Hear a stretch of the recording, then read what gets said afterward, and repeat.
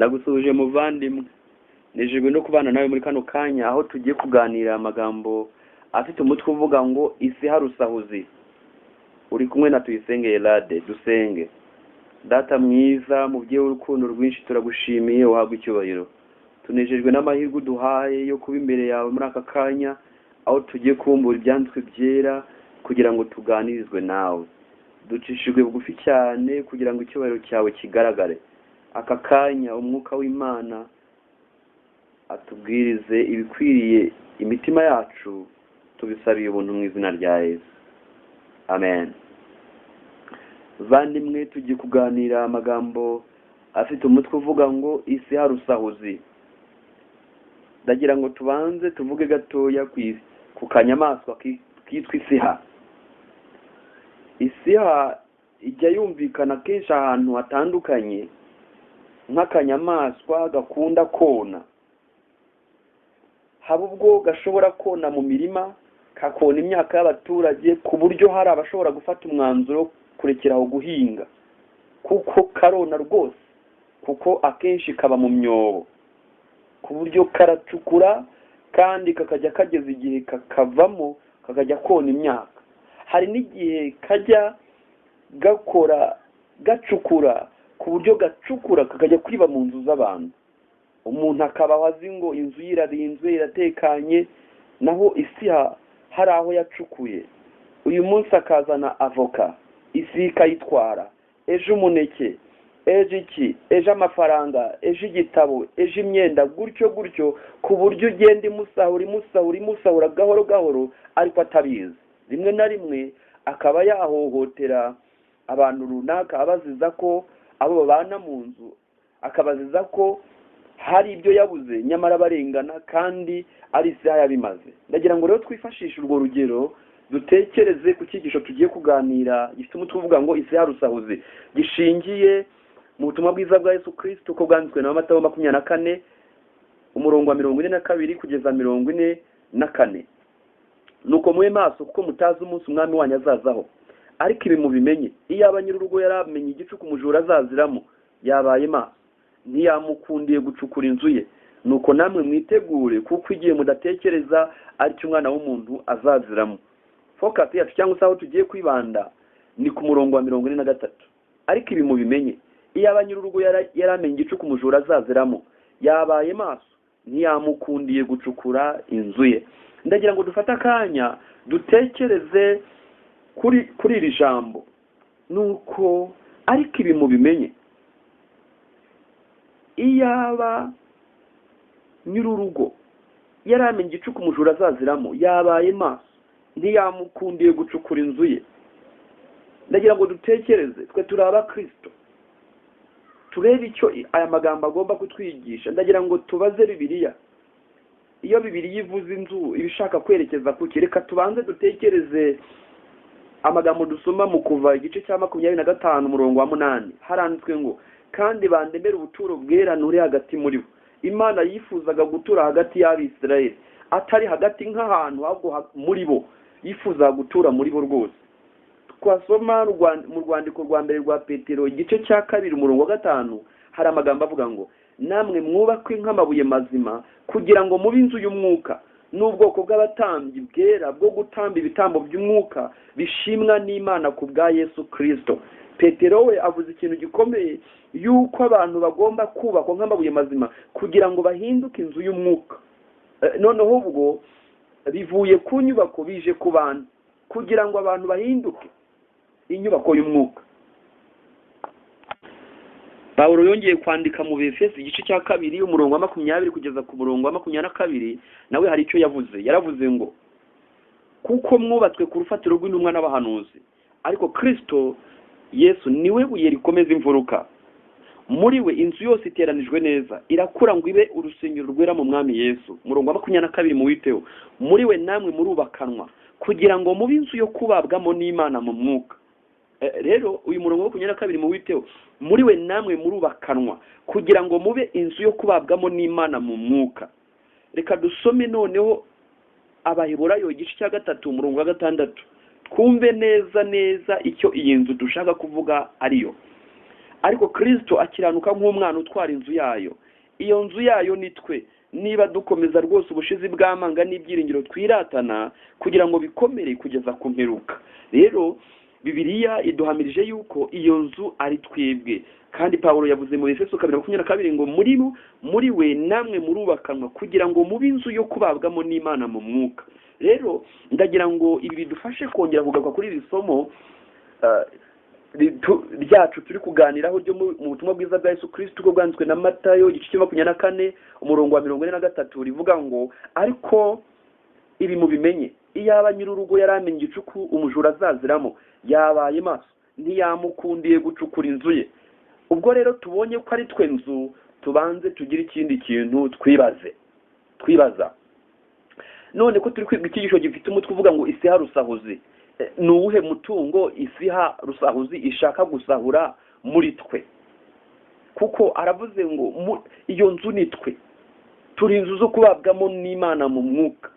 None ni uwuhe mutungo iyo siha rusahuzi yifuza gusahura?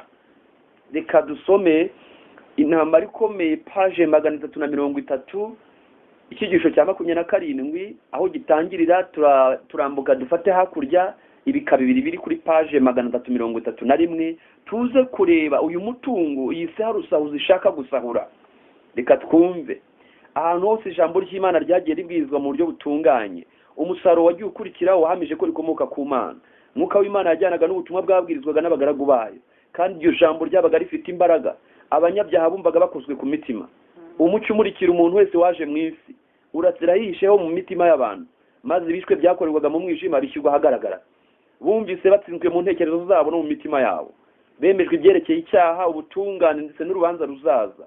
Basobanukiwe ubutungane bwa Yehova, maze batinyishwa no kuzahagarara imbere y'urondora imitima kandi bahamywa n'icyaha ndetse banduye.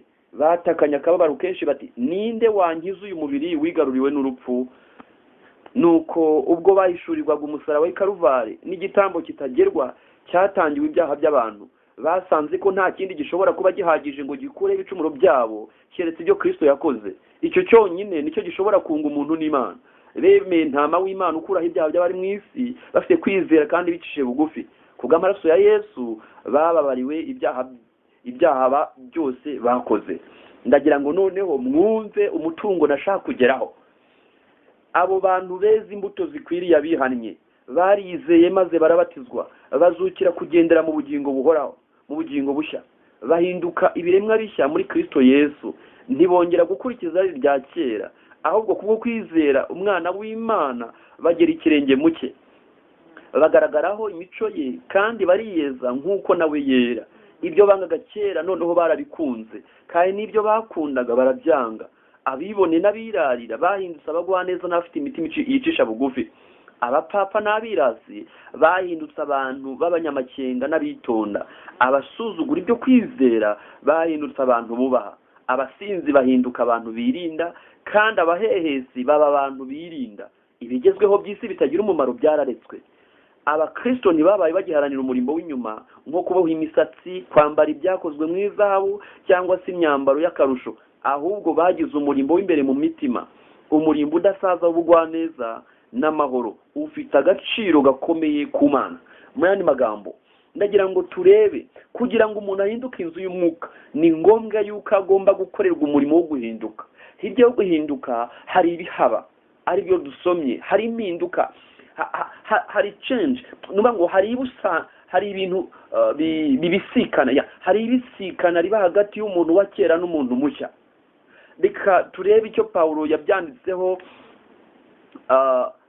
mu Bagalatiya igice cya 5 umurongo wa 22. Kuko iyo umuntu abaye umuntu mushya nyine agahinduka inzu yo kubabwamo n'umwuka wera n'Imana mu mwuka, Bibiliya hari uko ibivuga nyine imico ya kera irahinduka. Nibihe bintu biba byari bituye muri we bigomba kuvamo. Dusoma Bagalatiya 5 umurongo wa 19 kugeza 21. Ni ibintu biba bituye mu itongo ry'uwo muntu mbere yuko ahinduka. Haranditswe ngo dore imirimo ya kamere iragaragara niyi: gusambana, no gukora ibiteye isoni n'iby'isoni nke, no gusenga ibishushanyo, no kuroga, no kwangana, no gutongana, n'ishyari n'umujinya n'amahane no kwitandukanya no kwirema ibice no kugomanwa no gusinda n'ibiganiro bibi n'ibindi bisa bityo. Ndababwira hakiri kare nk'uko nababwiye kera yuko abakora ibisa bityo batazaraga ubwami bw'Imana. Uwo ni umuntu mbere yuko ahinduka ngo abone inzu yo kubabwamo n'Imana mu mwuka. None iyi nzu imaze kuboneka akababwamo n'Imana mu mwuka, abona ibiki? Abagalatiya igice cya 5 umurongo wa 22 n'uwa 23 haranditswe ngo ariko rero imbuto z'umwuka ni urukundo n'ibyishimo n'amahoro no kwihangana no kugira neza n'ingeso nziza no gukiranuka no kugwa neza no kwirinda. Bimeze bityo nta mategeko abihana. Nanone Petero yigeze abyandika mu rwandiko rwa 2 rwa Petero igice cya 1 umurongo wa 5 kugeza ku murongo wa 9. Hari umutungo uba uri muri iyo nzu. Reka tuwumve. Ibyo aba ari byo bituma mugira umwete wose. Kwizera mukongereho ingeso nziza muzongereho kumenya mukongereho kwirinda mukongereho kwihangana mukongereho kubaha Imana mukongereho gukunda bene data mukongereho urukundo. Kuko ibyo nibiba muri mwe bikabagwiriramo bizatuma mutabi abanyabute cyangwa ingomba kubyo kumenya neza umwami wacu Yesu Kristo. Kandi rero utagira ibyo aba ari impumyi ireba ibiri hafi gusa akibagirwa yuko yejejweho ibyaha bye bya kera. Bani magambo, murumva yuko ibi bintu uyu mutungo uboneka ku muntu wejejweho ibyaha bye bya kera. Niyo mpamvu mu ntambara ikomeye batubwiye ngo abo bantu beza imbuto zikwiriye bihannye barizeye maze barabatizwa bazukira kugendera mu bugingo bushya, bahinduka ibiremwa bishya muri Kristo Yesu, ntibongera gukurikiza irari rya kera, ahubwo kubwo kwizera umwana w'Imana bagera ikirenge muke, bagaragaraho imico ye kandi bariyeza nk'uko nawe yera. Ibyo bangaga kera noneho barabikunze, kandi n'ibyo bakundaga barabyanga. Rero iyi ni imibereho, uyu ni umutungo uboneka mu nzu y'uyu muntu. Reka twongere dutekereze kuri rya somo. Turacyari mu butumwa bwa Yesu Kristo ko bwanditswe na Matayo igice cya 24 umurongo wa 43. Ariko ibi mubimenye, iyo abanyururugo yaramenye igicuku umujura azaziramo yabaye maso, ntiyamukundiye gucukura inzu ye. Tubonye ko iyi nzu yo twamaze kuyibona, kuko Bibiliya yatubwiye ko iyo nzu ari twe bandese niba abandi bakiriye Kristo mu bugingo bwabo bakakira Imana muri bo, bakemera ko bahinduka ubuturo bw'Imana, bagahinduka ibiremwa bishya, bagahinduka inzu y'Imana yo kubabwamo n'Imana mu mwuka. Abo bantu rero iyo bamaze kuboneka, iyo nzu yabo ntabwo ishobora kuba ari umusaka, ahubwo ihinduka inzu irimo ububiko, irimo umutungo. Imana ibubikamo ingeso nziza, imico yayo, ingeso nziza. Niho Imana ishyira impinduka, imbuto z'umwuka zikaboneka, ingeso nziza, kwihangana, urukundo, ibyishimo n'ibindi. None ndagira ngo dutekereze icyigisho giti isi harusahuzi, ariko ibi mubimenye, iyo abanyururugo yaramenye igicuku umujura azaziramo yabaye maso, ntiyamukundiye gucukura inzu ye. Igihe dutekereza ku isi ndagira ngo mbabwire, ntabwo isi ishobora kujya ahantu ngo ihatinde kandi ibona nta myaka iri buhabone, nta biryo iri buhakure. Ijya ahantu ibona yakura amaramuko, na Satani ntazigera agutaho igihe niba abona ntacyo yakuryaho. Burya n'abantu bakura ibyinyo ntabwo bakura ibyinyo abantu babona n'ubundi ari ba fake, bakura ibyinyo babandi bafite inote. Iyo umukobwa uzi gukura ibyinyo yakubonye ashaka kukurya udufaranga, arakureba areba wa wundi nyiri ufite amafaranga, niwe agenda akamwitora toza, agakoresha tekinike zose ku buryo azamurya utwe akamukura ibyinyo nyine. Na Satani niko bimeze, ntashobora kugutaho igihe niba abona n'ubundi ntacyo yakuryaho. Bivuze iki? Iyi nzu Satani yibasiye ni inzu ituwemo n'Imana, ni inzu irimo umutungo w'ijuru, ni inzu Imana yashyizemo ikibitsanyo gikomeye. Niyo mpamvu Satani tumugereranije n'isi harusahuzi, yifuza gusahura, agasahura umutungo uri muri iyo nzu. Iyo nzu se twabonye arindi, iyo nzu nitwe. Umuntu wese wahindutse ikiremwa gishya akezwaho ibyaha bye bya kera, agahinduka ikiremwa gishya, agahinduka umwana w'Imana. Uwo muntu ahinduka umuhigo wa Satani, ku buryo isaha n'isaha Satani ahora amwoga rununu ashaka kumukuramo umutungo Imana yamubitsemo. Reka tugire ikintu dutekereza ku bantu bamwe na bamwe Bibiliya duhishurira ko basahuwe. Turasoma umuntu wa mbere tuvuga ni umuntu witwa Efurayimu.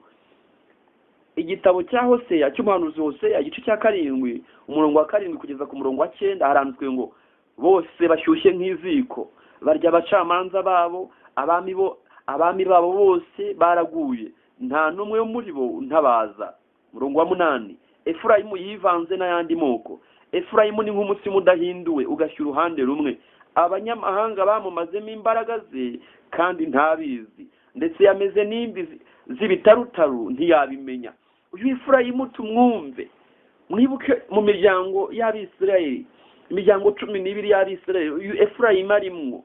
Ariko Bibiliya iduhamirije ngo Efurayimu yivanze n'ayandi moko. Mwumva uburyo bwa mbere Satani akoresha kugira ngo ahinduke isiharusahuzi igenda isahura gahoro gahoro. Efurayimu yivanze n'andi moko. Efurayimu ni nk'umutsima udahinduwe ugashyira uruhande rumwe, abanyamahanga bamumazemo imbaraga ze kandi ntabizi. Efurayimu ajya hariya. Reka dufate urugero rw'abantu bameze nka Efurayimu. Baragiye bamaze guhinduka inzu yo kubabwamo n'Imana mu buryo bw'umwuka. Imana ishyiramo umutungo wayo, imico y'ijuru. Imana irahadepa, ihadepa ibyera, ihadepa ijambo ryayo, ihadepa imico y'ijuru, ihadepa umucyo w'ijuru, ihadepa iby'ijuru. Noneho uyu muntu twageranya na Efurayimu aragenda yivanga n'andi moko. Ajya mu biganiro byabo, ajya mu bimina byabo, ajya mu matsinda yabo, ajya muri koperative yabo, ajya mu biganiro byabo, mu mikino, kugeza ubwo yivanga nabo ku buryo nta tandukano riri hagati nabo. Ku buryo iyo dusomye igitabo cy'intambara ikomeye kidushinja ikintu gikomeye, kuko turi mu gihe Satani ari gushaka yuko Efurayimu wa none yivanga n'andi moko. Dusoma intambara ikomeye page 114, amagambo avuga ngo muri iyi minsi biraruhije kubona umurongo utandukanye abiyita abakristo n'abatubaha Imana. Abizera b'itorero bakunze iby'abisi bakunda kandi biteguye gufatanya nabo. Satani nawe yiyemeje kubateranyiriza hamwe nk'umubiri umwe, none hagakaza umugambi we wo kubarundurira mu kwizera imyuka y'abadayimoni. Ngo Satani namara kubona Efurayimu akamwemerera ko yivanga n'andi moko n'abanyamahanga, ikintu azakora gikomeye nuko azagenda amwibagiza iby'agaciro yari atunze muri we nk'isiha, akagenda amusahura gahoro gahoro gahoro kugeza ubwo birihamije ngo bamumazemo imbaraga ze akabimenya. Se Bibiliya yavuze ngo nyamara ntabizi. Mbega uburyo aya magambo akwiye kwitabwaho n'umuntu wese ufite ibihamya bifatika by'uko yejejweho ibyaha bye bya kera. Isi harusahuzi, iki ni ikintu gikomeye nifuza ko umuntu wese yakwitaho. Isi harusahuzi. Efurayimu arasahurwa ntiyabimenya. Kugira ngo tubyumve neza, reka dutekereze umuntu witwa Salomo. Salomo ni umwe mu bantu bariho Bibiliya ihamya ko ari abanyabwenge, ari we munyabwenge wa mbere uhamywa na Bibiliya, kandi nta wundi muntu wigeze ubaho. Atangira urugendo rwo kubana n'Imana, Imana imwemera, kandi atangira agaragaza ubwenge. Tubona atangira asaba Imana, Imana iramubwira ngo nsaba icyo ushaka. Salomo ati nta kindi nagusaba, ndashaka ubwenge. Yaragiye kuyobora ubwoko bw'Imana, aravuga ati ndi umwana muto, sinzi iyo biva niyo bijya, sinabasha kuyobora abantu nk'ubwenge. Imana irabumuhaye, iramubwira iti ubwo utansabye ikindi ukansaba ubwenge n'ibindi ndabiguha. Salomo ahabwa ibintu, ahabwa ubwenge n'ibindi byinshi.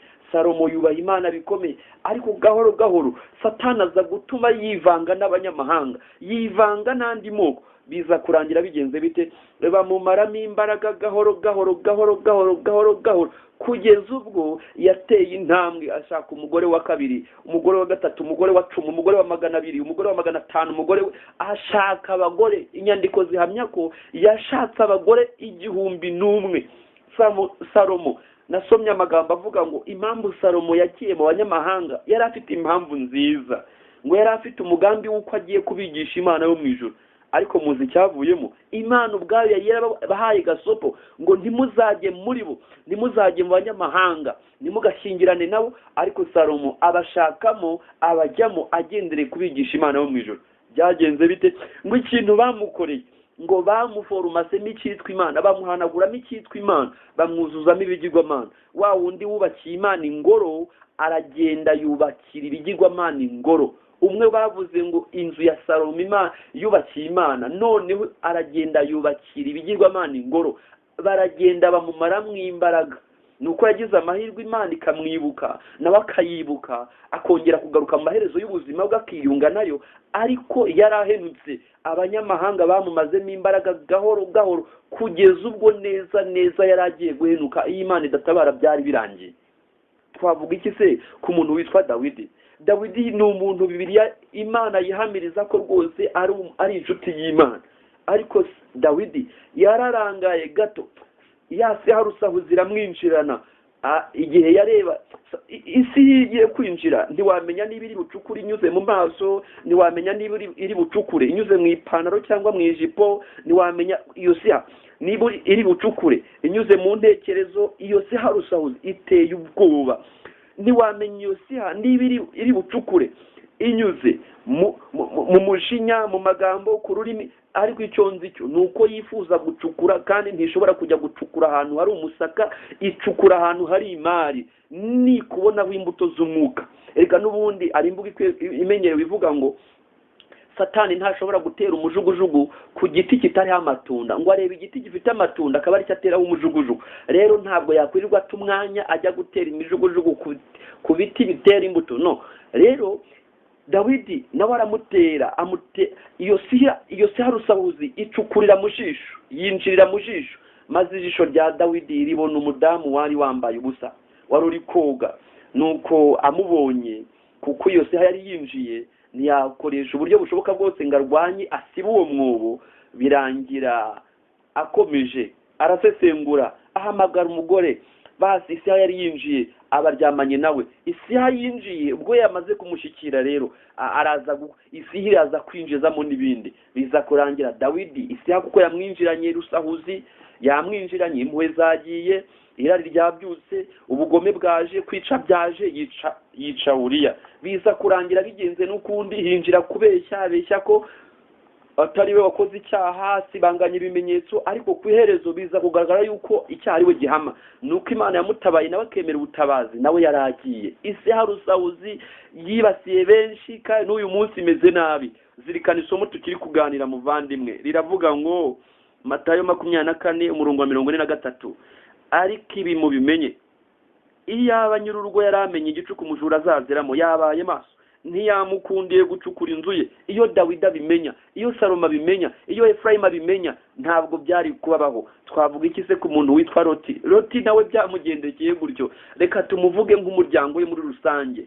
Na Mukaroti baragenda bageze Sodomu, isi harusahuzi irabinjirana, gahoro gahoro urukundo bakunda Imana rugenda rugabanuka, pore pore bagenda bakunda isi cyane. Mukaroti aragenda arinjira neza neza, yinjira muri business. Abakobwa ba Loti baragenda neza neza, babenguka abahungu b'Isodomu, biragenda neza, babamaramo. Isi irabinjirana neza neza, irabasahura iby'Imana, basahura iby'urukundo bakunda Imana, irabamaramo. Igihe cyo kuva Isodomu byagaragaye yuko isi yabasahuye kugeza ubwo inzu zabo zari zasigaye ari imisaka. Igihe Yesu avuze ngo inzu yanyu muyisigiwe ari imisaka, nyamuna mubimenye, hari inzu nyinshi zisigaye ari imisaka. Ku mpamvu ki? Zari zirimo umutungo, ariko kubera uburangare no kudamarara biza kurangira ba bandi bari barahindutse inzu zo kubabwamo n'Imana mu mwuka, biza kurangira inzu zabo zihindutse imisaka. Birababaje. Rero niyo mpamvu isomo ryavuze ngo nuko namwe mube maso, kuko mutazi umunsi umwami wanyu azazaho. Ni benshi twavuga. Samusoni se muramwibuka, yagiye arangara, isi iramwinjirana, inyura mu ipantaro, ajya mu bagore. Biza kurangira bimugendekeye nabi. Iyo se none yongera kumwinjirana, inyura mu kanwa, yanyura ku rurimi, inyura mu turyohere, yajya mu nzoga. Biza kurangira nuko Imana yamutabaye mu mahenuka, nawe yari yagiye, byarangiye. Ariko isi harusahuzi, nubwo wagira umugisha wo kongera kubaka inzu yawe, ariko ibimenyetso byerekana ko inzu yawe yari yarasenyutse, ikaba yarasanwe, biba bigihari. Hari ibimenyetso bigaragaza yuko inzu yawe yigeze gusenyuka ukayisana. Inzu kandi yasanwe n'inzu itigeze isanwa biba bitandukanye. Hari abakristo bafite ubukristo bw'ubusanano, ariko ntacyo binyuranye no kuba ufite ubukristo bw'inzu y'umusaka. Ibi biratandukanye. Ni benshi twavuga muri Bibiliya bahuye n'urugamba rwo kunyagwa, rwo gusahurwa n'irisiha. Uyu ni Satani turi kuvuga. Bavandimwe, ndagira ngo mbabwire ko Yesu ari hafi kugaruka. Isomo ryavuze ngo nuko mube maso, kuko mutazi umunsi umwami wanyu azazaho. Ariko ibi mubimenye, iyaba nyir'urugo yaramenye igicuku umujura azaziramo, yabaye maso, ntiyamukundiye gucukura inzu ye. Nuko namwe mwitegure, kuko igihe mudatekereza ari cyo umwana w'umuntu azaziramo. None muvandi, aho ntiwaba wisanga ibintu byaragucikanye ukayoberwa iyo byavuye. wongere utekereze amagambo twasomye kuri Efurayimu igice cya 7 Hoseya murongo wa 8 n'uwa 9. Efurayimu yivanze n'ayandi moko. Efurayimu ni nk'umutsima udahinduwe ugashyira uruhande rumwe. Abanyamahanga bamumaze b'imbaraga ze kandi ntabizi, kandi yameze n'imbizi bitarutaro. Muvandimwe, agaciro ufite buriya nuko wigeze kwakira umwuka wera. Bibiliya iratubwira mu byakozwe n'intumwa igice cya 1 umurongo wa 8, kandi muzahabwa imbaraga umwuka wera nabamanukira. Rero imbaraga ni umwuka wera.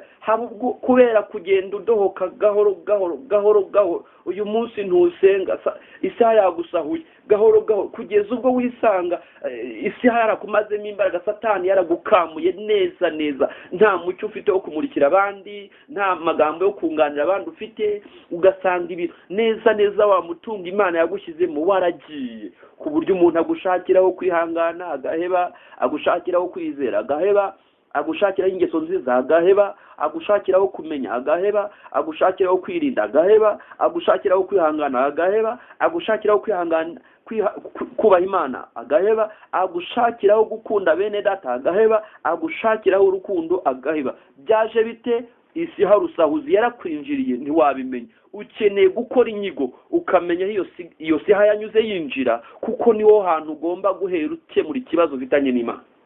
Niba yaranyuze mu ijipo cyangwa mu ipantaro nk'uko Salomo byagenze, niba yaranyuze na Dawidi na Salomo n'abandi benshi, niba ukeneye kumenya aho isi yarusahuzi yinjiriye itera ubugingo bwawe ikagusahura, kugeza ubwo uyu munsi wireba ukisanga ibihe byiza byo gusenga byarasahuwe, byaragiye, gukunda amateraniro byaragiye, ukibaza kera ko nabikundaga byagenze bite? Wararangaye, isi harusahuzi yarabisahuye, yagusahuye gukunda amateraniro, yagusahuye ibihe byiza byo gusenga. Ibaza uramutse usahuye ibihe byiza byo gusenga. Ndakwibutsa ikintu gikomeye, igihe Daniyeli na bagenzi be banyagwaga bakajyanwa i Babuloni, hari ikintu gikomeye kitababayeho. Banyazwe imibiri ariko imitima ntiyigeze inyagwa. Ntabwo bigeze banyagwa ibihe byiza byo gusenga. Bari abasore bane tujya tubona muri Bibiliya, ntibigeze banyagwa ibihe byiza byo gusenga.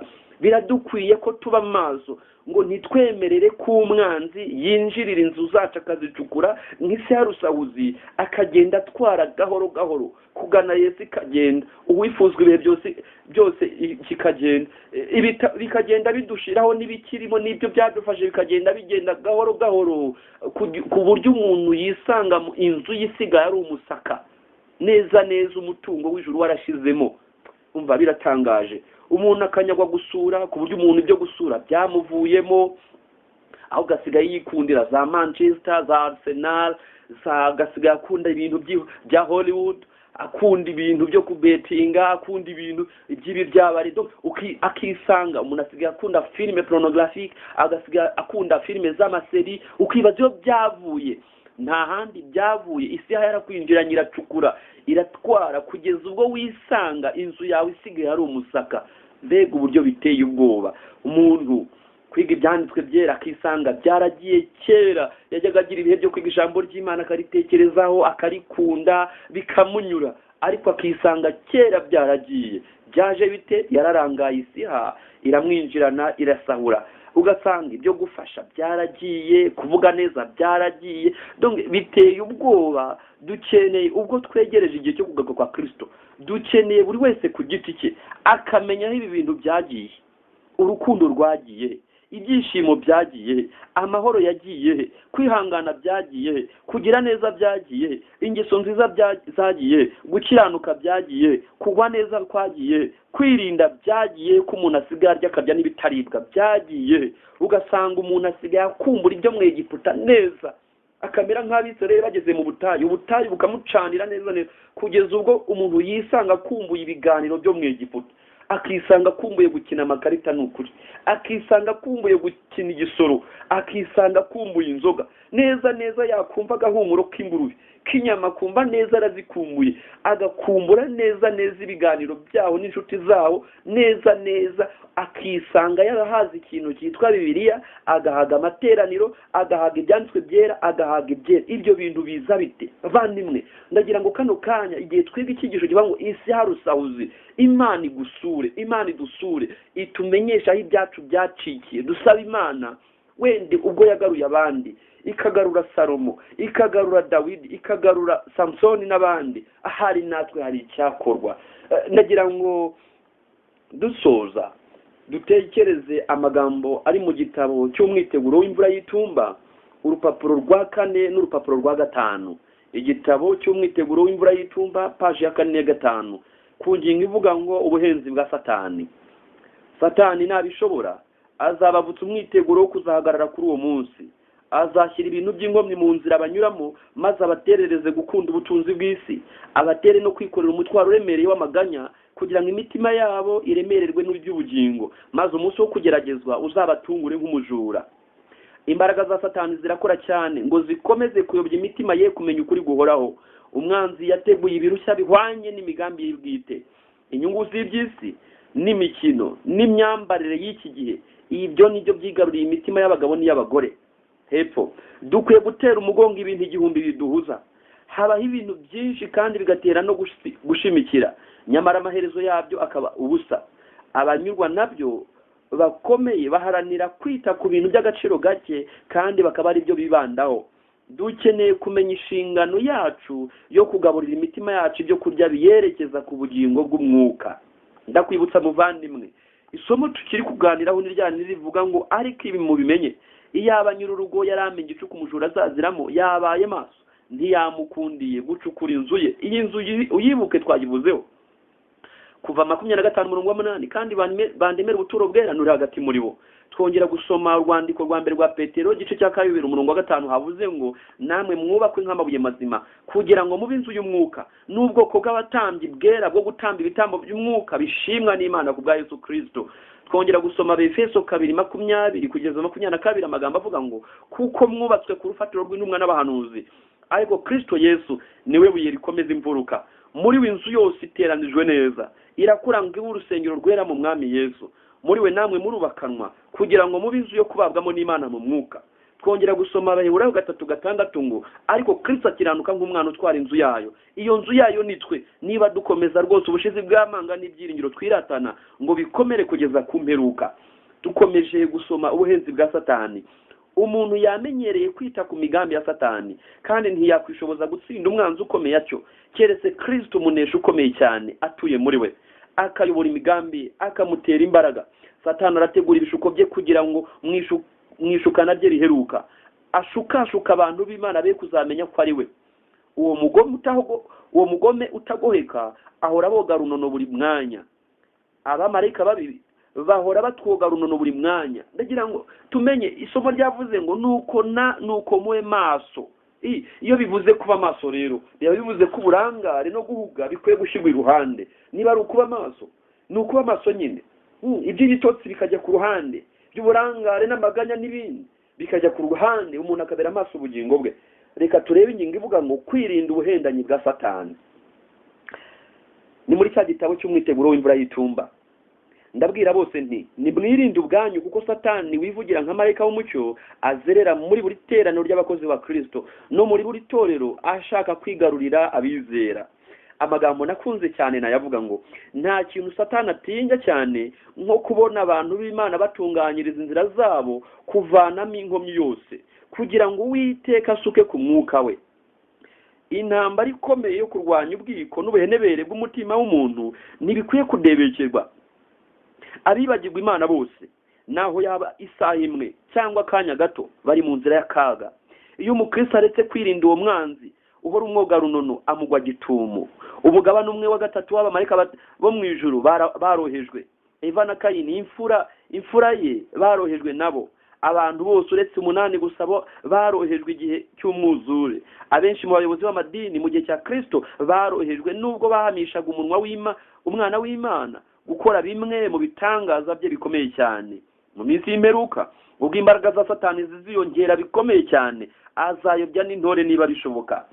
Kubera kwiyongera kw'imbaraga z'ibishuko bya Satani, ibihe turimo byuzuwemo n'akaga k'abana b'Imana. Naho twaba dufite icyubahiro gikomeye gite, dukwiye kuba maso tugasenga ubudasiba. Dukwiye kugengwa n'umwuka w'Imana buri munsi. Tutagenza dutyo twatwarwa na Satani. Abatiyegurira Imana rwose bakoresheje umurimo abatiyegurira Imana rwose bakoreshwa umurimo wa Satani igihe bakirata ko bari mu mirimo ya Kristo. Satani yigarurira umutima wose utahisemo kugengwa n'umwuka w'Imana. Bake bizera mu mitima ko hariho irimbukiro twazibukira, hakabaho n'ijuru twatsindira. Mu rwandiko rwa mbere rw'Abatesalonike igice cya 5 umurongo wa 17 haranditswe ngo musenge ubudasiba, gusabana umwete udacogora gukomoka ku kwizera, kutuzanira umucyo n'imbaraga zitubashisha gutsinda Satani mu bihe atuguye gitumo afite ubukana bwinshi. Umwete mwinshi ubu ni ukwiye kuturanga. Bavandimwe, ndagira ngo dusoze, ariko mu gusoza ndagira ngo nkubwire, iyo twiga isi y'urusahuzi, ndagira ngo nkubwire ko ntabwo ari ibintu byoroshye. Satani ni nk'isi y'urusahuzi, kandi ntabwo isi yiguteguza. Oya, ntabwo iguteguza, ipfa kumenya gusa ko wahinze, ipfa kumenya ko iwawe hari boro, ipfa kumenya ko hari imari. Iraza na Satani niko bimeze. Iyo Satani wahindutse arabimenya, kuko ntubu gishyira hamwe nawe, ntubu kirya nk'uko waryaga, ntubu cyambara nk'uko wambaraga, ntubu kiyogoshesha nk'uko wiyogosheshaga. Imibereho yawe irahinduka, akakwinjira gahoro gahoro, kugeza ubwo kwinjirira ibintu bigenda bihinduka, ukagenda gahoro gahoro, ugasubira ku byo waryaga. Imyambaro uko wambaraga bigahinduka, ugatangira gusubira ku nyambaro zo mu Egiputa, gahoro gahoro ugenda uzamura kugeza ubwo wisanga atagutandukanye n'abandi bisanzwe. Uwo atagerageresheje ibyo agatuma n'ibindi bigenda bimushibukamo gahoro gahoro, akayoberwa iyo byaje. Iyi si yarinjiye, ni isi y'urusahuzi.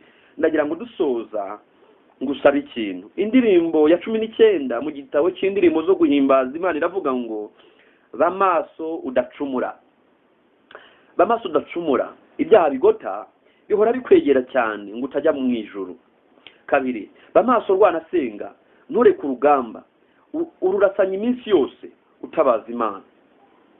Gatatu, komeza nturanesha, wire kuri intwaro, dore intambara ntirashira, udahawe ikamba. Aya ni amagambo atureba, reka dusaba Imana. Muvandimwe, ndagusubiramo rya somo ariko twaganiragaho, ubutumwa bwiza bwa Yesu Kristo uko bwanditswe na Matayo igice cya 24 umurongo wa 42 kugeza 44.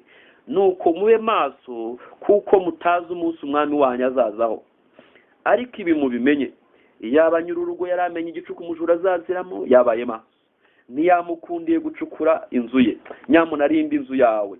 Bibiliya irambwira ngo rinda umutima wawe kuruta ibintu byose birindwa, kuko ariho iby'ubugingo bikomoka. Niho imari iri, nyamuna urinde. Nuko namwe mwitegure, kuko igihe mudatekereza ari cyo umwana w'umuntu azaziramo. Ndagira ngo dusoze icyigisho ngusabire ku Mana, kandi nkwingingire ngo uburinzi bw'Imana bube kuri wowe.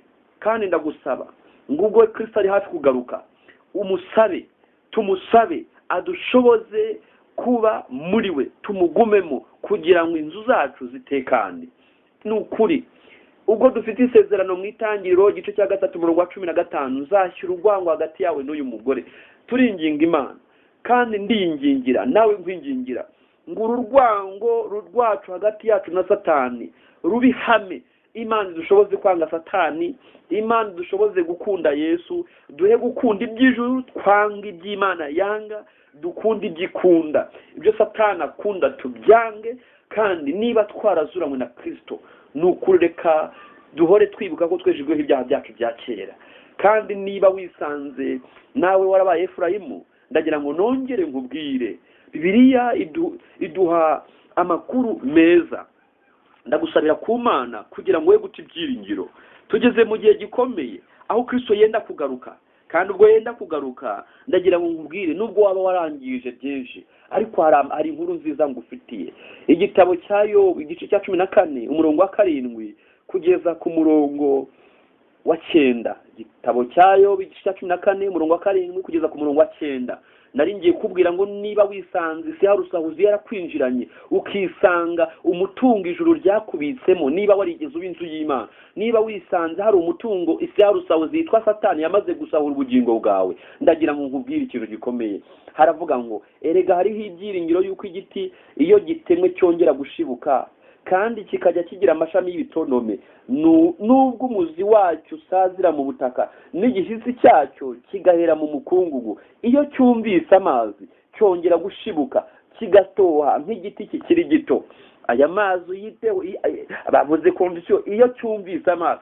Nuko Yesu muri Yohana igice cya 4 agana n'umusamariyakazi aramubwira ati iyo umenye ugusabye amazi uwo ari we umusabye nawe akaguha ku mazi y'ubugingo. Aramubwira ati nyamuna databuja mpa kuri ayo mazi ntazongera kugaruka kuvoma hano ko ari kure. Nuko ikintu gikomeye ngubwira ayo mazi arayamuha, ayanyweye ashira inyota aranyurwa. Ayo mazi rero ukeneye kumenya amazi Yesu atanga, amazi ari mu butumwa bwiza, amazi ari mu ijambo ry'Imana. Aya mazi ashobora guhindura imibereho, uwarinda yagahinduka umuntu muzima. Tubibona muri Yohana 4 uburyo yahindutse uriya musamariyakazi, natwe yabidukorera. Ndagusabiye nanjye nisabira ngo Imana idushoboze kuguma muri yo kandi tuyiringire, tubere maso ubugingo bwacu, kandi nubwo twaba twarasayishije tumusabe atwambika imbaraga. Niba wemera kongera kwitanga wiyegurira Imana, fatanya nanjye tuyiyegurire mu ndirimbo ya 26 tuvuga tuti ubu nje uko ndi nta kindi cyankiza, ndokoresha amaraso yawe, nitabye ijwi ryawe rimpamagaye, ndaje ntama y'Imana ndaje. Nje uko ndi nyakira ngubu Yesu, nyeza umutima nkiri ibyaha, wowe nyiramaraso akiza rwose, ndaje ntama y'Imana ndaje. Nje uko ndi mbuyerezwa n'ubugome, njyananizwa nuko ndi intebyi, mfite ibindwanya byinshi bincogoza, ndaje ntama y'Imana ndaje. Nje uko ndi umuhanya, ndi n'impumyi, gutungana mbikesha wowe, ibyamboneza nabibona iwawe, ndaje ntama y'Imana ndaje. Nje uko ndi nizigiye kunyakira, nizeye isezerano ryawe yuko uzankiza kandi uzamboneza, ndaje ntama y'Imana ndaje. Igitero cya nyuma reka kikubera ubuhamya nanjye kimbera ubuhamya. Nje uko ndi guhamya urukundo rwawe ko rwambohoye ingoyi zose, uhereye ubumbaye uwawe rwose, ndaje ntama y'Imana ndaje. Mwami wacu turagushimiye, izina ryawe rihimbazwe. Tunejejwe cyane n'amagambo meza utuganirije, tubonye iby'isi harusahuzi, wakoze umurimo ukomeye, niwe mwubatsi mukuru, niwe ushobora kubakira umunyabyaha inzu agahinduka inzu, umutima ugahinduka inzu yo kubabwamo n'Imana mu mwuka. Kandi iyo nzu ntisigara ari umusaka, ahubwo ikaba igashyirwamo umutungo w'ijuru, imico myiza, imbuto nziza, ingeso nziza, kwirinda, kwihangana, ibyishimo, amahoro, kugwa neza n'ibindi byinshi.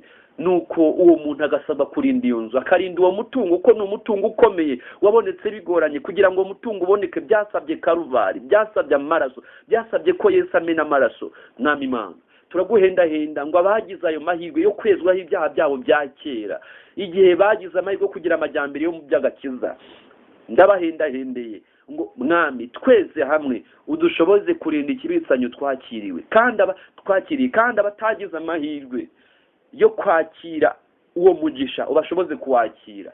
Tukimara gushyikira iyo nzu uturinde kuyirangaraho, tubere maso ubugingo bwacu. Ku mukirisitu nta joro ribaho, ahubwo ahora mu manywa, ahora mu mucyo. Niyo mpamvu tukwinginze ngo turinde kuba mu ijoro, ngo turangare umujura azatwibe. Iyi si harusahuzi uyiturinde, udushoboze kubera maso ubugingo bwacu, udushoboze gusenga ubudasiba, udushoboze kuba imibereho yuzuye umwuka wera, udushoboze kugwana tunesha, tubisabiye ubuntu mu izina rya Yesu.